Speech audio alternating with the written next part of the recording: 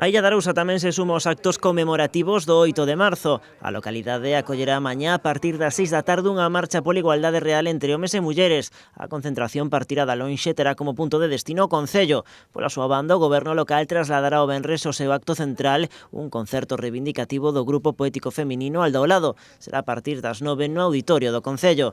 Antes do comezo desa actuación, lerase un manifesto a prol de igualdade que conta co apoio de toda a Corporación Municipal.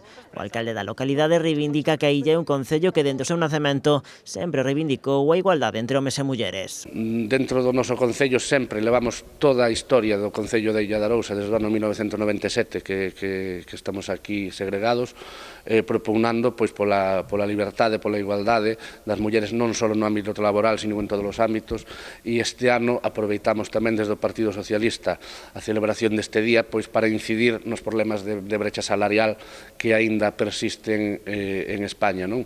Dende o Executivo local apuntan que o Concello leva anos impulsando diversas actividades lúdicas e formativas a prol da igualdade. Así as cousas, o equipo de goberno di sentirse desatendido neste eido, tanto dende a Xunta como dende o Goberno central. Na Illa de Arousa facemos cousas que botamos de menos por parte da Xunta de Feijóo e do Goberno de Rajoy. A diferencia está pois na Diputación de Pontevedra, que está presidida por unha muller socialista. A Concellería da Muller este ano vai a seguir traballando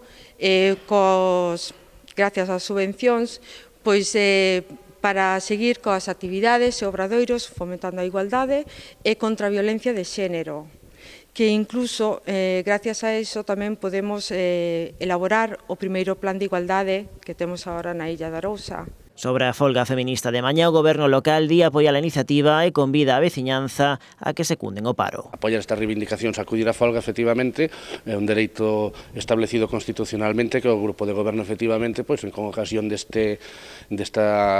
celebración deste día, pois non temos máis que apoiarlo, efectivamente.